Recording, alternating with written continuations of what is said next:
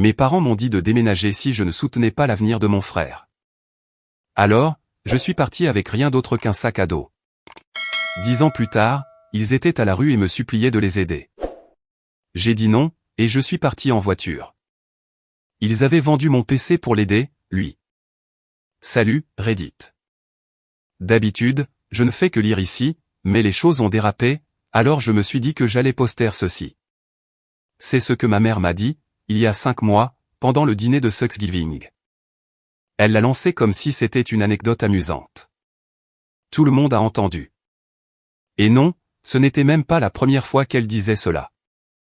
La première fois, c'était 10 ans plus tôt, juste après que j'ai demandé pourquoi tout, dans la maison, tournait autour d'Andrew, mon frère aîné. J'avais 18 ans. Cette nuit-là, ils m'ont mis à la porte. Maintenant, je suis un homme de 31 ans, PDG d'une firme financière. 7 chiffres, un pantouse, de vrais costumes, pas le genre qu'on loue pour le bal de promo. Et ouais, ils veulent revenir dans ma vie. Ils ont essayé le coup classique du « mais nous sommes une famille ». Certaines personnes disent que j'ai tort de leur couper les vivres. Alors, voici comment tout a commencé. À vous de juger. Je suis né dans une maison convenable. 2 parents, 2 revenus, la banlieue, et un jardin avec un trampoline fissuré. Ça avait l'air normal de l'extérieur, mais je n'étais jamais censé être dans le décor. Mes parents ont eu Andrew, 2 ans avant moi, et ils étaient comblés. Il a été leur fils prodige dès le premier jour. Cheveux blonds, dents parfaites, le genre de gamin qui marquait des buts et souriait devant chaque caméra. Les professeurs l'adoraient. Les entraîneurs le louaient. Mes parents le traitaient comme la réincarnation de Jésus, version Wall Street. Puis, je suis arrivé. Je n'étais pas prévu. Il me le disait fièrement. Ma mère plaisantait souvent, tu étais notre petit oups. Mais ce n'était plus une plaisanterie quand je l'ai entendu dire à ma tante, au téléphone, Andrew est né pour réussir. Matthew, lui, n'a fait que suivre le mouvement.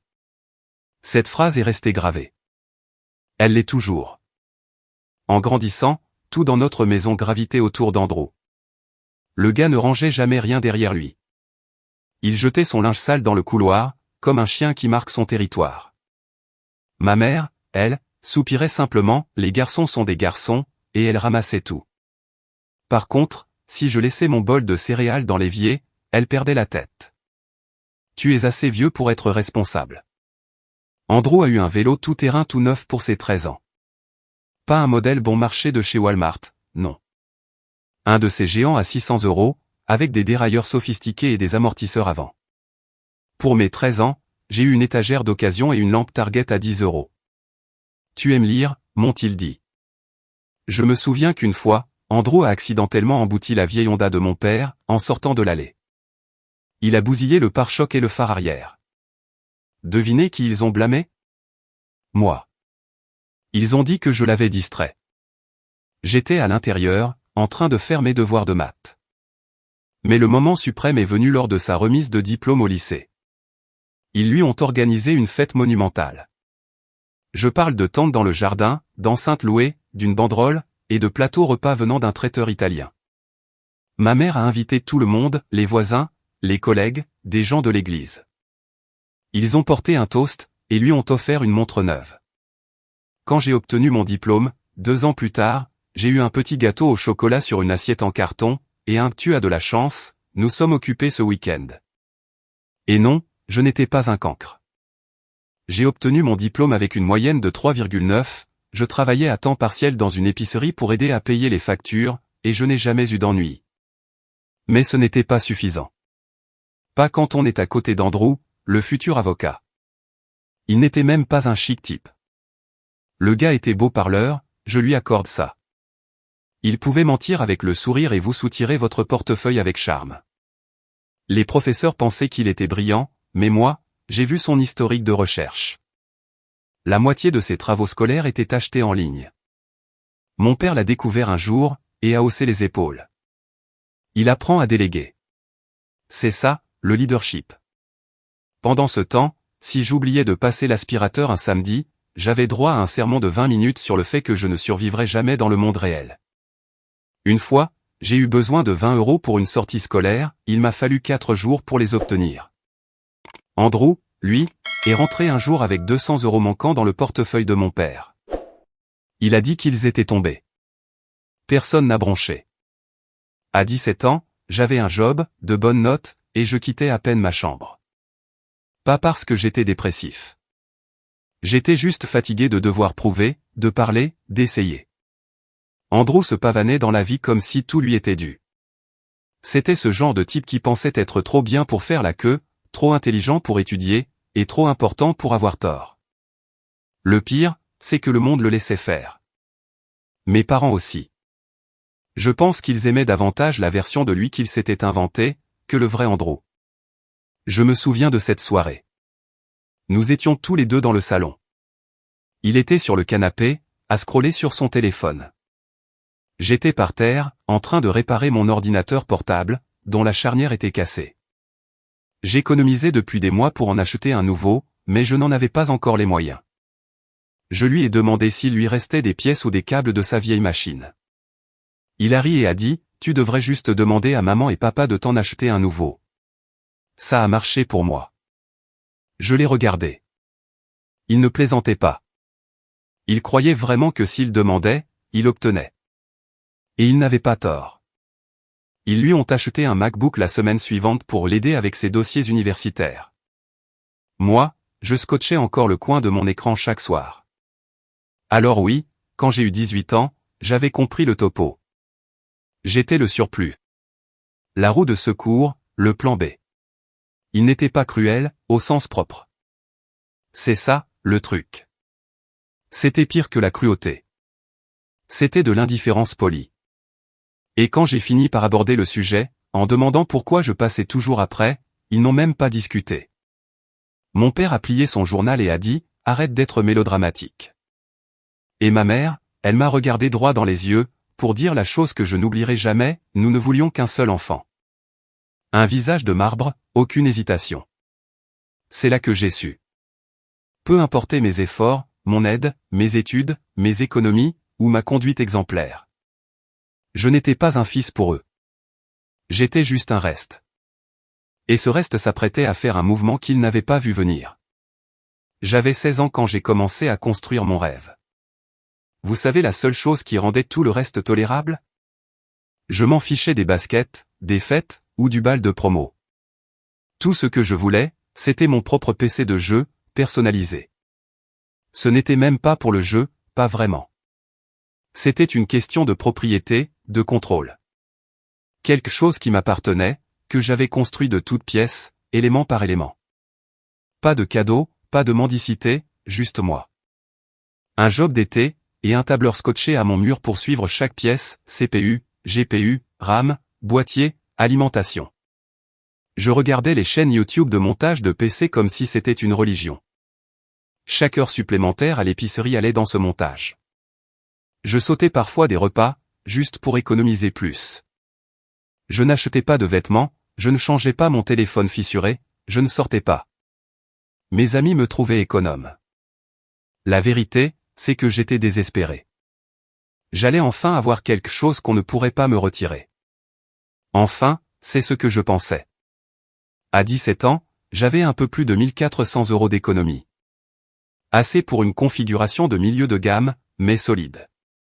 Une puce Ryzen, 16 Go de RAM, une carte graphique décente. J'avais même prévu de peindre le boîtier moi-même, en noir mat avec des détails dorés. Cet argent est resté dans une boîte à chaussures sous mon lit pendant des mois. Je n'avais pas confiance aux banques, et ironiquement, j'avais encore moins confiance en mes parents. Cette boîte à chaussures était mon coffre-fort. Je gardais les billets entourés d'un élastique, comme un petit gangster fauché. Je la sortais le soir et je comptais la liasse, juste pour me rappeler que c'était réel. Jusqu'au jour où ça ne l'a plus été. C'était un dimanche. Andrew venait de rentrer d'une retraite de 2 jours sur le mentorat d'entreprise, qu'il avait trouvé en ligne. Il a franchi la porte comme s'il venait d'être couronné empereur des startups technologiques. Lunettes d'aviateur à l'intérieur, une mallette en simili-cuir à la hanche. Ma mère s'est précipitée pour l'accueillir, comme s'il revenait de la guerre. « Comment c'était, mon chéri? Tu as appris des choses ?» Il a souri comme un politicien. Maman, j'ai un dossier de présentation et tout. J'ai juste besoin de capital de départ. Ils ont dit que j'avais du potentiel. Elle l'a regardé comme s'il était le cousin cadet d'Elon Musk. Nous trouverons une solution. Cette phrase aurait dû m'alerter. Au lieu de cela, je suis monté à l'étage, m'occupant de mes affaires. 2 jours plus tard, je suis rentré de mon service. Ma boîte à chaussures avait disparu. Pas déplacée, non. Disparu. J'ai fouillé le placard, retourné chaque tiroir, soulevé le lit, vérifié sous le matelas. Rien. Au début, j'ai pensé que ma mère avait encore nettoyé ma chambre. Elle avait cette habitude d'entrer sans prévenir. Elle traitait mon espace comme un garde-meuble qu'elle louait. Je suis descendu en trombe. Maman, tu as vu ma boîte à chaussures? Elle n'a pas levé les yeux de ses mots croisés. Quelle boîte? Celle sous mon lit, avec l'argent. Mes économies pour le PC. Elle a marqué une pause, juste une seconde. Cette pause disait tout. Ton père et moi en avions besoin pour quelque chose d'important, a-t-elle dit, comme si elle parlait d'emprunter la voiture. J'ai écarquillé les yeux. Vous quoi? Elle a fini par lever les yeux. C'était juste là, et ce n'est pas comme si tu en avais besoin pour quelque chose d'urgent. Je l'ai fixé, la mâchoire serrée. C'était pour mon ordinateur. Elle a agité la main, comme si j'avais dit que j'économisais pour des figurines. On te remboursera. Il s'est avéré que ce quelque chose d'important, c'était le fonds de démarrage d'Andrew. Le gamin voulait créer une application pour mettre en relation des coachs sportifs et des clients. Il l'appelait Fifuse, ou une bêtise du genre. Il n'avait aucune base en code, aucun plan, juste des mots à la mode et un ego démesuré. Et mes parents ont bu ses paroles comme du petit lait. Il a juste besoin d'une chance, m'a dit mon père quand je l'ai confronté plus tard. J'ai répondu, alors, vous avez volé ma chance pour lui en donner une. Il n'a pas bronché. Ce n'est pas du vol si ça reste dans la famille. Je vous jure, j'ai senti ma tension monter comme si j'avais vieilli de 10 ans en une seule phrase. Je me suis enfermé dans ma chambre pour le reste de la nuit. Allongé sur mon lit, je regardais le ventilateur de plafond tourner, comme s'il se moquait de moi. Ce PC était mon plan d'évasion, ma seule joie, ma petite rébellion contre le fait d'être l'enfant non désiré. Et ils l'ont vendu comme s'il s'agissait de vieux meubles. Le pire dans tout ça? Andrew n'a même pas dit merci. Aucune reconnaissance, aucune excuse, pas même un signe de tête. Il a agi comme si l'argent était tombé du ciel. Et 1 mois plus tard, l'application a fait un bide. Le site n'a jamais été lancé. Il a dépensé la moitié de l'argent pour un MacBook reconditionné, et pour un consultant en images de marque qu'il a ignoré ensuite. L'autre moitié est partie en essence, en Uber Eats, et dans une tentative extrêmement stupide de corrompre un camarade de classe pour qu'il construise l'appli à sa place. Ce soir-là, il est rentré et a dit, il s'avère que le monde des startups est plus dur qu'il n'en a l'air, puis il a ri. J'ai ri aussi. Puis j'ai fait un trou dans la porte de mon placard dès qu'il a quitté la pièce. Ils ne m'ont jamais remboursé. Chaque fois que je demandais, c'était, on en reparlera plus tard, ou ne sois pas mesquin. Ma mère a même sorti la carte du chantage affectif, tu as une idée de la difficulté d'élever 2 garçons avec un budget serré? J'ai répondu, alors peut-être que tu n'aurais pas dû voler celui qui ne jetait pas l'argent par les fenêtres. Elle a eu l'air offensée, comme si j'étais le problème. C'est là que j'ai réalisé qu'il ne s'agissait pas d'argent. Ça n'avait jamais été le cas. Il pensait juste que je ne méritais pas les mêmes chances. Il ne me voyait pas comme quelqu'un en qui investir. Il me voyait comme une ressource à vider, pour le bénéfice du vrai fil. Voulez-vous savoir le pire? Quelques semaines après l'échec total de son projet, je suis passé devant le salon et je les ai entendus parler. Mon père disait, Andrew a juste besoin de plus de temps. Il a une vision. Matthew est trop rigide. De toute façon, il ne saurait pas quoi faire d'une opportunité. Je suis resté là, le dos au mur, à écouter mon père dire, en gros, que je n'étais pas taillé pour le succès. Pendant ce temps, c'était moi qui faisais des doubles services, qui payais mes propres livres, et qui accumulait chaque euro comme si c'était un canot de sauvetage. Et Andrew, lui, était toujours félicité pour ses échecs. C'est ce jour-là que quelque chose en moi s'est brisé. J'ai cessé de demander quoi que ce soit. J'ai commencé à mettre mon argent directement sur un nouveau compte d'épargne. Un compte que j'ai ouvert secrètement dans une autre banque, sous mon propre nom. Je ne l'ai dit à personne. Je ne laissais pas la carte bancaire à la maison. J'ai cessé de mentionner tout ce que j'achetais ou économisais. Si je voulais quelque chose, je l'obtenais discrètement. Pas de vantardise, pas de mise à jour, plus aucune confiance. Mais la trahison brûlait sous la surface. Je la portais en moi chaque jour, comme une cicatrice à l'intérieur de la bouche. Silencieuse, mais à vif. Et l'ironie, c'est que cette trahison n'était que le prélude. Parce que ce qu'ils ont fait ensuite a rendu l'argent du PC volé dérisoire, comme une simple amende de stationnement.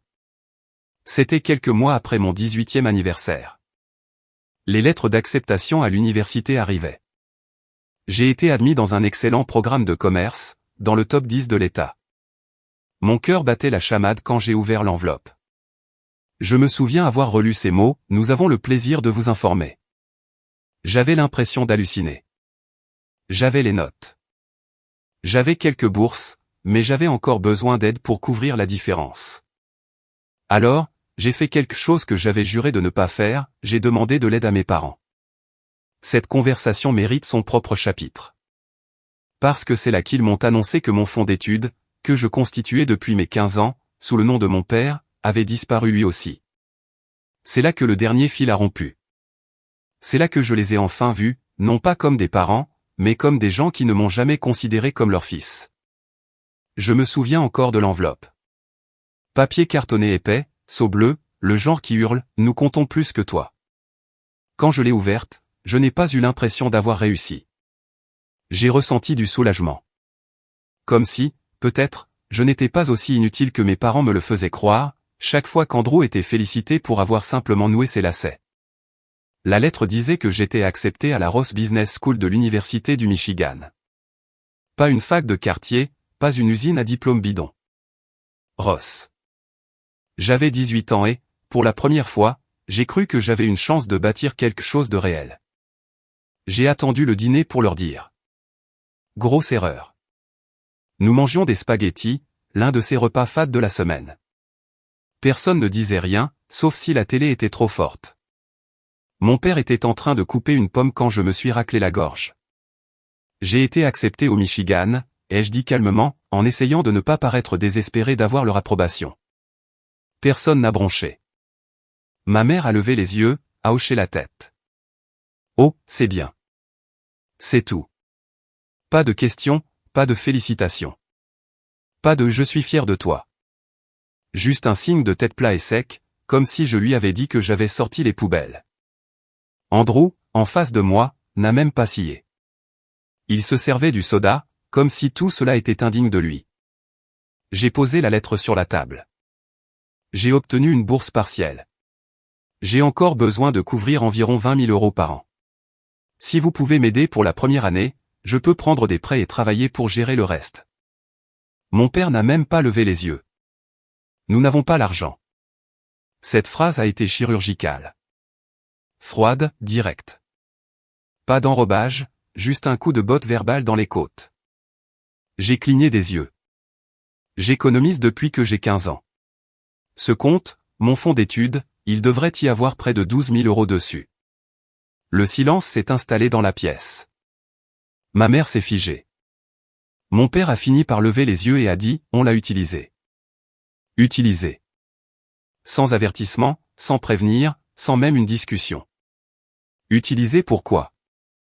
Ai-je demandé, ma voix déraillant, même si j'avais juré de ne pas leur donner cette satisfaction.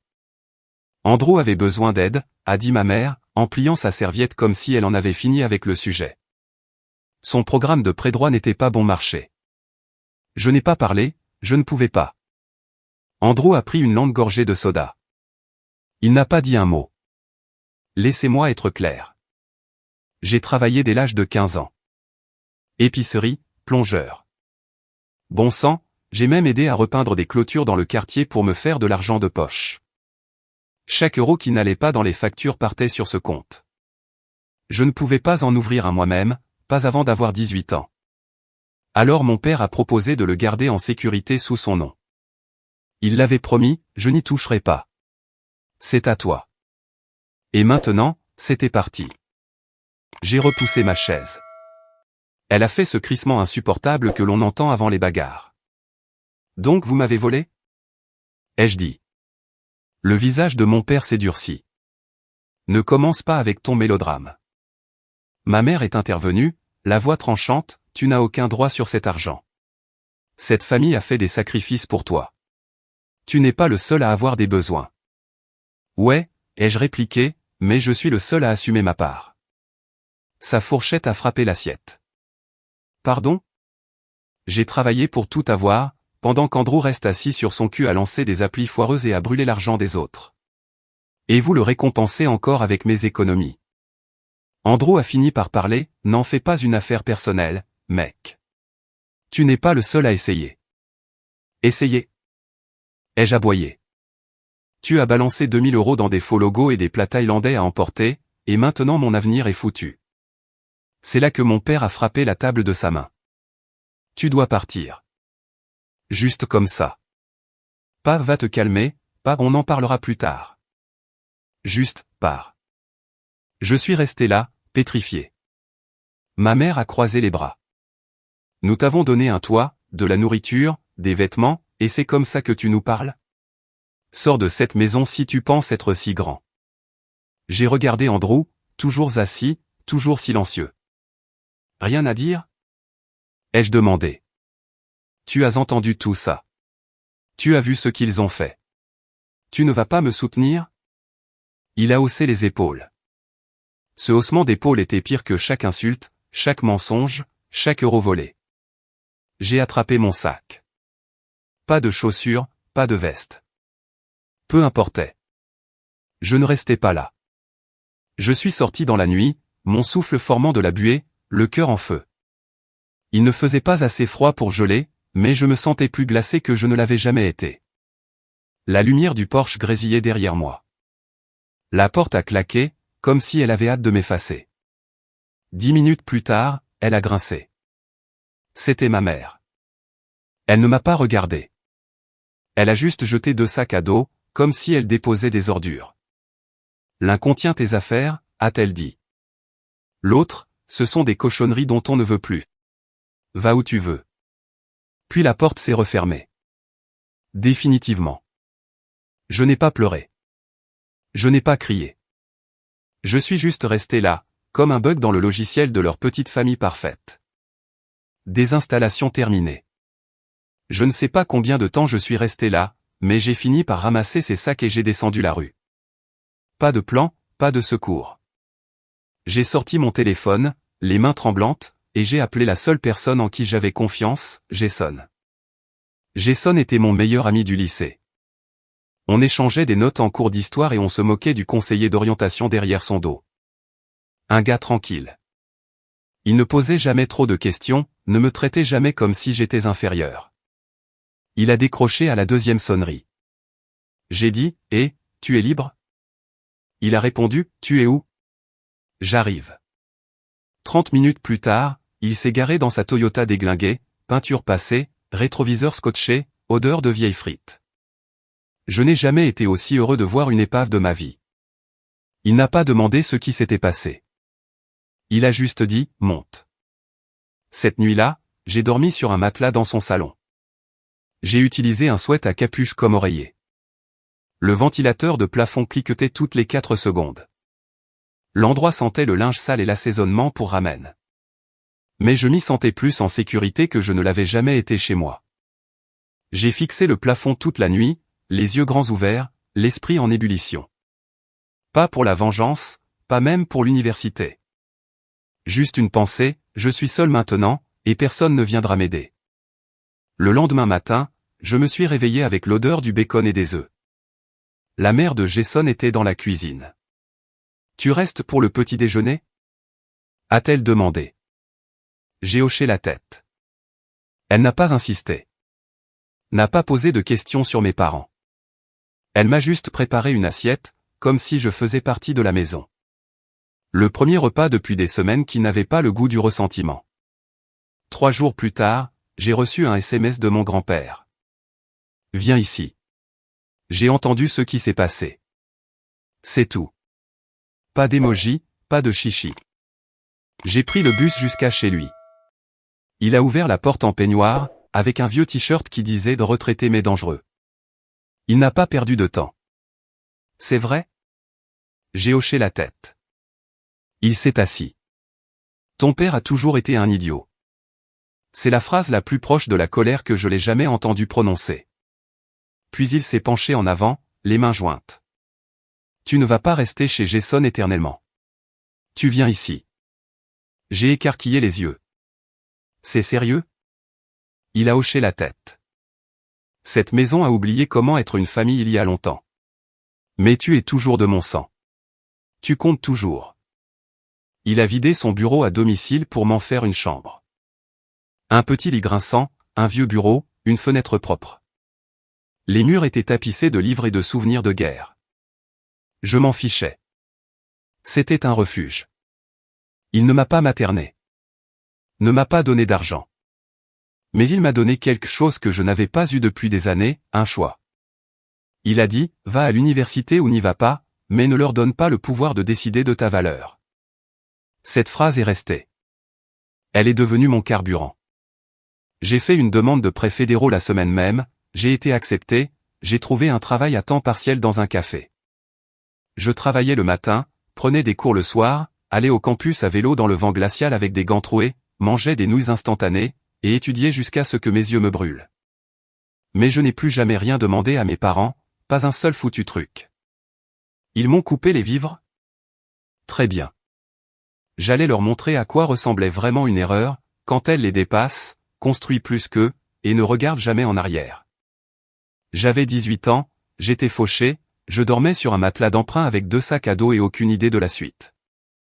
Mais je savais une chose avec certitude, si je retournais dans cette maison, je n'en sortirais pas une seconde fois. Alors, je n'ai pas regardé derrière moi. J'ai baissé la tête et j'ai foncé. La première chose que j'ai faite a été de trouver ce job dans un café près du campus. Ils n'ont pas posé beaucoup de questions. Le manager aimait le fait que j'arrive tôt, que je ne me plaigne pas, et que je sache rester discret. Je faisais le service d'ouverture, de 6h à midi, à nettoyer les tables, à me brûler les doigts sur les machines à expresso, et à balayer les trottoirs avant même que le soleil ne se lève. La paix était minable, mais c'était assez pour avancer. Les dortoirs étaient exigus. Je partageais une chambre de la taille d'un placard avec un gars qui ronflait comme un moteur en train de rendre l'âme et qui laissait traîner ses chaussettes partout. Peu importait. C'était à moi. J'avais une carte d'étudiant, un emploi du temps, un ordinateur portable qui tenait à peine la charge, et une liste de cours qui ressemblait à une condamnation à mort. J'ai postulé pour chaque bourse, chaque subvention, chaque prêt à faible taux que je pouvais trouver.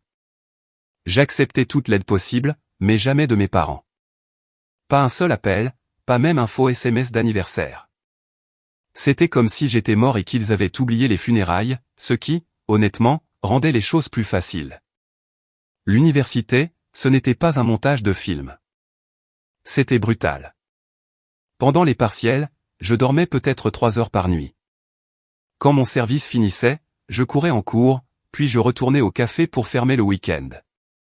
Je mangeais des nouilles en pot dans les cages d'escalier de la bibliothèque. Mes vêtements sentaient le lait brûlé et la sueur. J'ai manqué plus d'événements que je ne peux en compter. Certains soirs, je rentrais au dortoir et je fixais simplement le plafond, les muscles tremblants de fatigue, en me demandant si tout cela en valait vraiment la peine. Mais chaque fois que je pensais à abandonner, je revoyais leur visage. Le regard froid de ma mère, le ton suffisant de mon père, le silence d'Andrew. Je me souvenais de l'argent du PC, du fonds d'études, de la nuit où ils avaient jeté mes sacs comme des ordures. Et soudain, je n'étais plus fatigué. Il y avait une personne qui restait en contact, ma tante Everly. Elle n'était pas bruyante à ce sujet, juste des petits messages de temps en temps, un SMS avant les examens, un appel après une semaine difficile. Elle passait une fois par mois avec de la nourriture chaude ou des médicaments contre le rhume. Elle ne demandait jamais de détails, ne cherchait pas de potin.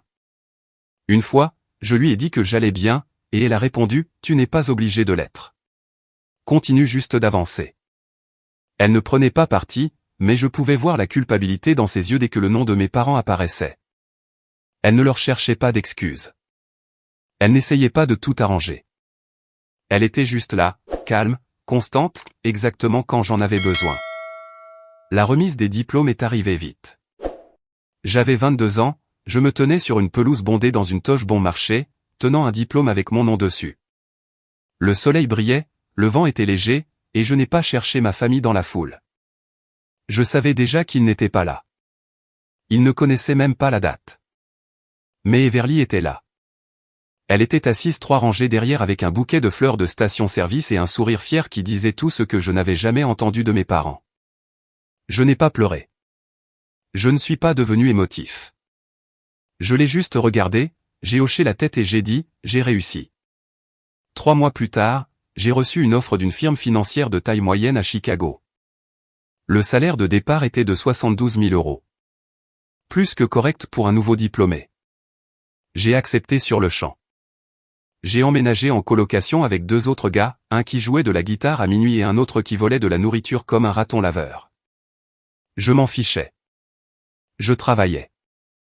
Je construisais. Je suivais chaque euro dépensé, divisant mes chèques de paie entre le loyer, les prêts, l'épargne et l'argent à ne pas toucher sauf si tu es en train de mourir. J'ai fait une croix sur les vacances, j'ai refusé les fêtes, j'ai vécu de café noir et de bols de riz préemballés. Chaque euro était une munition. Chaque heure était un levier. 4 ans ont passé. À 26 ans, j'avais remboursé tous mes prêts et j'avais des économies à 5 chiffres. Pas de dette, pas d'aide, pas de raccourci, juste du travail acharné. Le tournant ne fut pas spectaculaire. Il est venu lors d'un petit moment précis. J'étais en réunion d'équipe, à regarder des cadres débattre de la crise de liquidité d'une entreprise. Ils tournaient en rond en utilisant du jargon, mais j'ai vu la réponse aussi claire que le jour. Je l'ai écrite, je l'ai montrée à mon superviseur après la réunion. Il l'a regardée pendant 5 secondes et a dit, « Mince, ça aurait pu nous faire gagner 1 heure. » Je n'essayais pas d'impressionner. J'étais juste câblé différemment. Je comprenais l'argent parce que j'avais dû me battre pour chaque centime. Ces gars-là jouaient avec moi, j'avais survécu grâce à lui. C'est là que j'ai commencé à réfléchir, je pourrais faire ça mieux. L'idée de lancer ma propre firme a commencé comme un murmure, mais elle n'est plus partie. Je me surprenais à réécrire des dossiers de présentation dans ma tête, à repenser la gestion des réunions. J'ai commencé à étudier les fusions pendant mon temps libre, j'ai pris des cours de droit des affaires en ligne, et j'ai écrit des plans dans un document Google que personne ne connaissait. Je n'en parlais à personne, pas même à Jason. Mais chaque soir après le travail, après le sport, et après le dîner, je restais éveillé pour tout planifier, clients, services, structures, chiffres. Pas de fantasmes, pas de battage publicitaire, juste des maths. Lynx Capital a commencé comme un simple nom de fichier sur mon ordinateur portable. C'est devenu réel quand j'ai appuyé sur la détente.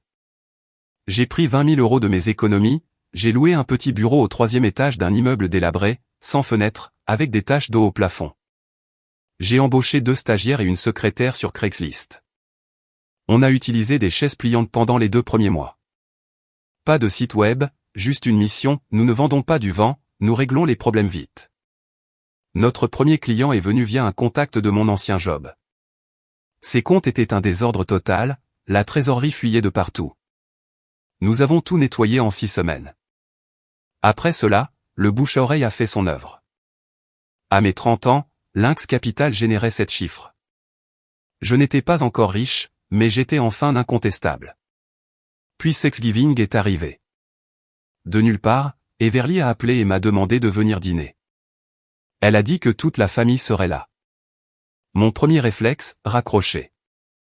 Mais elle a dit une chose qui m'a fait changer d'avis, il est temps pour eux de voir qui tu es devenu, et qui ils ont perdu.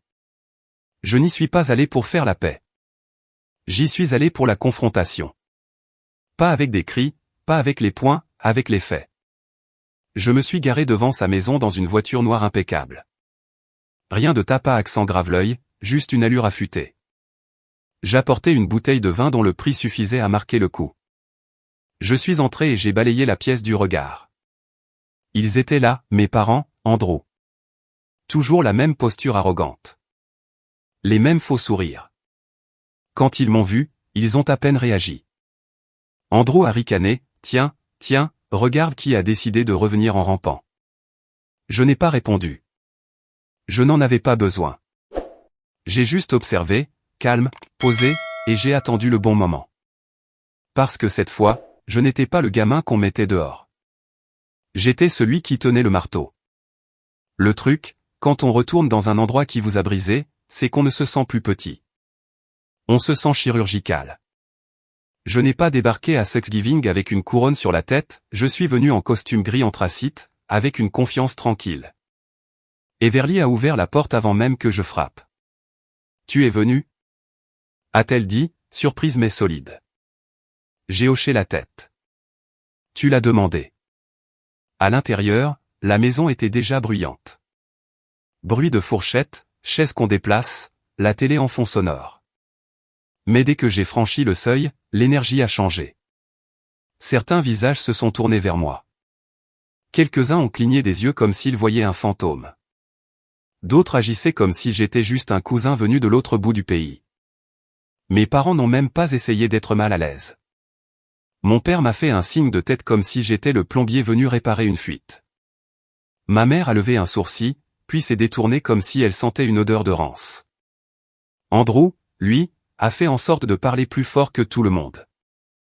Eh bien, a-t-il lancé de l'autre côté de la pièce. Regardez qui rentre enfin à la maison.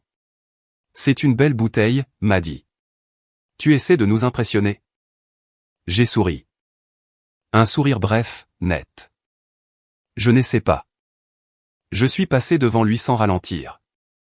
Juste assez pour que ce soit clair, je n'étais pas là pour faire le spectacle. J'étais là pour observer. Everly m'a fait une place à table. Je me suis assis, j'ai bu une gorgée d'eau, et j'ai écouté. Pendant 45 minutes, je n'ai rien dit.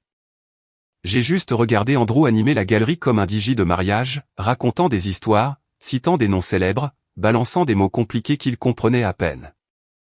Et maintenant, avec ce nouveau client, mon équipe prévoit de conclure une affaire à 2 millions d'euros. Cela a capté l'attention. Les gens se sont tournés, les bavardages ont baissé. Ma mère est intervenue, comme si elle avait répété son texte, c'est avec Lynx Capital. C'est un très grand nom maintenant. Vous les avez probablement vus dans les journaux financiers.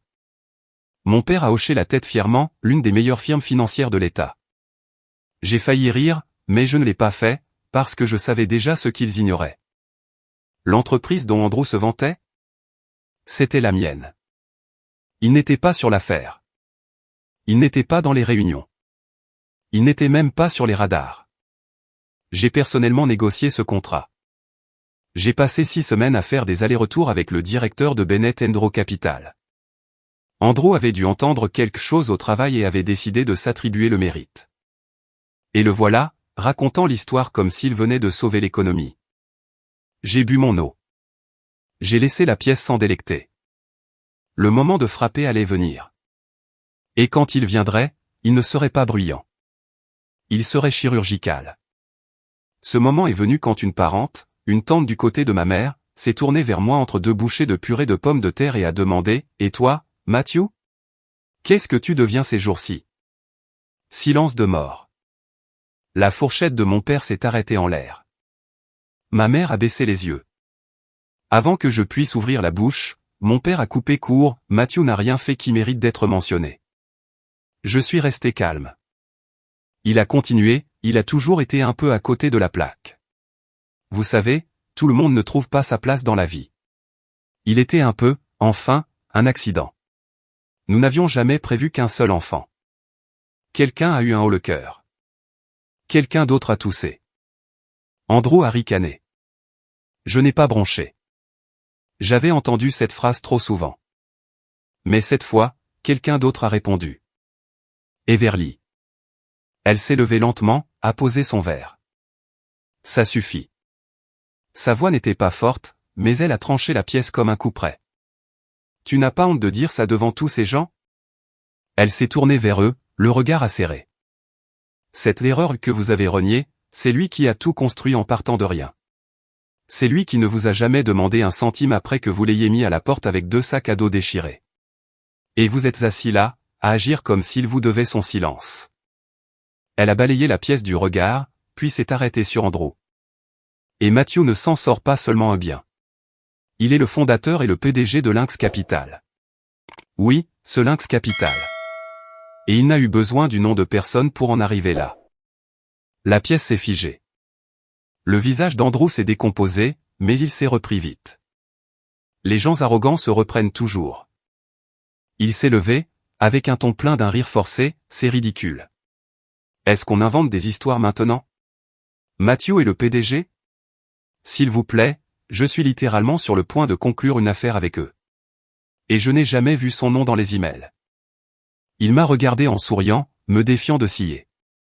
Ma mère est intervenue, ce garçon a toujours été un rêveur. Toujours avisé des choses hors de sa portée. Mon père a suivi, qu'est-ce qu'il a jamais construit? Une entreprise de papier dans un bureau de location? J'ai attendu. Je les ai laissés finir. Puis j'ai dit une seule phrase, vous avez 5 minutes pour vous excuser. Silence absolu. Quelqu'un a fait tomber sa fourchette. Ma mère a carrément ri.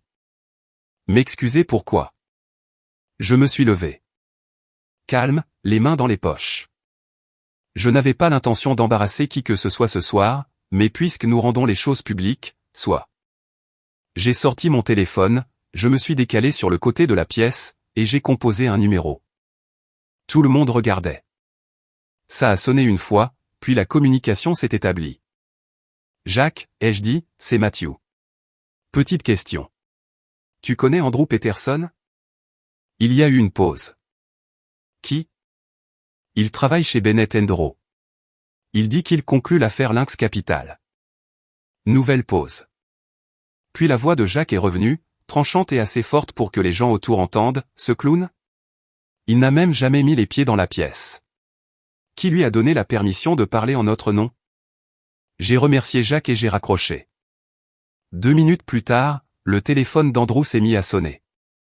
Il a fixé l'écran comme s'il était en feu. Il a répondu, s'est éloigné, mais pas assez vite. La voix de Jacques a tonné dans le haut-parleur, si jamais tu prétends encore représenter cette entreprise, je te ferai mettre sur liste noire de toutes les firmes financières de la ville. C'est clair? La voix d'Andrew est descendue à un murmure, oui, monsieur. Je suis désolé. Je me suis rassis. Personne n'a bougé. Personne n'a parlé.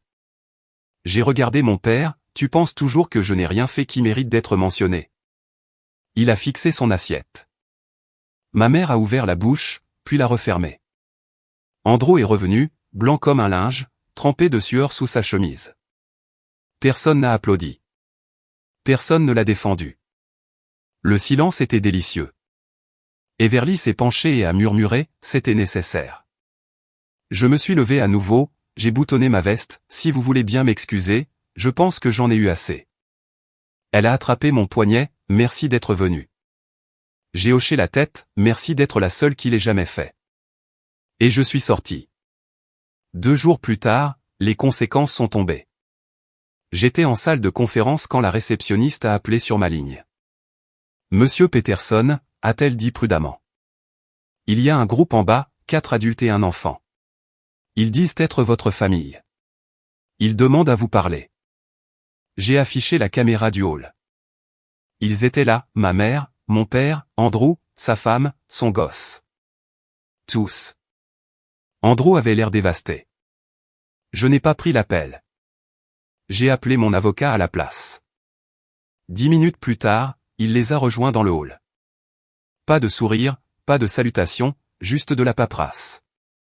Je suis ici au nom de monsieur Matthew Peterson, a-t-il dit, la voix posée. Vous devez cesser tout contact, verbal, physique, numérique. Tout harcèlement supplémentaire entraînera des poursuites judiciaires. Andrew a essayé de l'interrompre, mais il s'est fait rembarrer. La sécurité les a escortés dehors sans histoire. 3 semaines après Thanksgiving, Andrew a été viré. Bennett Rowe n'ont pas fait de scène. Ils l'ont simplement remercié. La sécurité l'a escorté hors du bâtiment avant le déjeuner. Son badge désactivé, ses accès révoqués, son nom supprimé de l'annuaire des emails des 15 heures. Je n'ai pas eu besoin d'appeler pour cela. Jacques a coupé les ponts de lui-même. À la fin de la semaine, le nom d'Andrew était officieusement sur liste noire dans toutes les firmes financières de taille moyenne de l'État. Le gars est passé des mocassins à 400 € à supplier des recruteurs de le rappeler. Ça n'a pas marché. Personne ne veut d'un imposteur. Andrew a essayé de pivoter, a dit qu'il lancerait son propre groupe de conseil. Il a créé un site sur Wix, a fait un post LinkedIn plein de mots compliqués, 2 likes, aucun client. 6 semaines plus tard, le site a disparu. Puis sont venues les dettes. Il s'est avéré qu'Andrew vivait sur de l'argent emprunté et de fausses promesses. Prêt auto, prêt personnel, carte de crédit, un projet foireux en crypto, et un investissement de 40 000 € qu'il avait pris à un ami de la famille, lequel voulait enfin récupérer son argent. Il ne pouvait rien payer, alors il a fait ce que font les enfants prodigues quand tout s'effondre, il est retourné en courant chez papa et maman. Mais la maison n'était pas non plus un refuge. Mon père avait pris une deuxième hypothèque, des années auparavant, pour investir dans l'avenir d'Andrew. Les mensualités devenaient trop lourdes. Ma mère avait arrêté de travailler après son opération de la hanche. Les économies étaient taries. Quand l'avis de saisie est arrivé dans la boîte aux lettres, ma mère a d'abord appelé ma tante, l'a supplié de l'aider. Ma tante a dit qu'elle n'avait pas l'argent. Puis elle m'a appelé. Elle n'a même pas utilisé mon nom. Elle a commencé par « Nous avons des ennuis ». Pas de « Comment vas-tu » Pas de « Nous sommes désolés ». Juste une demande directe, comme si je leur devais quelque chose. Je n'ai pas crié. Je n'ai pas raccroché. J'ai écouté. Elle a dit qu'ils étaient en retard pour tout. Que le crédit de mon père était foutu. Qu'ils essayaient de trouver un endroit plus petit, mais que personne ne les acceptait sans co-signataire. Que Andrew traversait une période difficile. Que le bébé était malade. Que les prix des loyers étaient scandaleux. Que je ne comprendrais pas car je n'avais jamais eu à m'inquiéter pour l'argent. Cette dernière partie m'a presque fait rire. J'ai dit une seule phrase, « Vous avez pris votre décision quand vous avez vendu mon avenir pour le sien. » Elle n'a pas répondu. J'ai raccroché. Une semaine plus tard, ils se sont présentés en personne. La réceptionniste a rappelé mon bureau, « Monsieur Peterson, votre famille est dans le hall. » Je n'ai même pas regardé la caméra cette fois. J'ai appelé le service juridique. Le même gars qu'avant. Passé à la vitesse supérieure, ai-je dit. Ils ont reçu l'acte l'après-midi même, une mise en demeure avec une clause supplémentaire. Tout nouveau contact non sollicité déclencherait une action en justice pour harcèlement. J'ai regardé les images après coup. Ils n'ont pas pleuré. Ils n'ont pas crié. Ils sont juste restés là, hébétés, puis ils sont partis. Ils ne sont jamais revenus. 2 mois plus tard, j'ai reçu un SMS de ma tante. Une seule ligne, il loge dans un foyer près du côté ouest. La maison est perdue. Le crédit est mort. Ils sont ruinés. C'était tout. Andrew a déposé le bilan. Mon père a essayé de devenir chauffeur Uber, mais s'est vu refuser pour des raisons d'assurance. Ma mère a demandé sa retraite anticipée, laquelle a été refusée pour un problème technique. Le foyer les a laissés rester 30 jours, puis ils ont dû partir. Ils ont essayé de squatter des canapés chez des gens. Personne n'en voulait. Jason m'a envoyé une photo une fois, mes parents devant une bibliothèque publique avec 2 sacs en plastique et aucun plan. Mon père assis sur un banc à regarder le vide. Ma mère essayant de charger son téléphone sur une prise murale. Andrew était introuvable. J'imagine qu'il s'est éclipsé quand les choses sont devenues sérieuses. 3 semaines après cela, j'ai reçu une lettre manuscrite. Pas d'adresse de retour, pliée 3 fois. Elle disait, « Nous avons fait des erreurs. Nous le savons. Mais nous sommes toujours tes parents. S'il te plaît, ne nous laisse pas mourir comme ça. » Elle n'était pas signée. J'ai reconnu l'écriture de mon père. Je n'ai pas répondu. Je ne l'ai pas déchiquetée non plus. Je l'ai agrafée au dos de ma vieille lettre d'acceptation à l'université, celle qu'ils avaient balayée d'un revers de main, et je l'ai classée. Une preuve. C'était tout ce qu'elle représentait.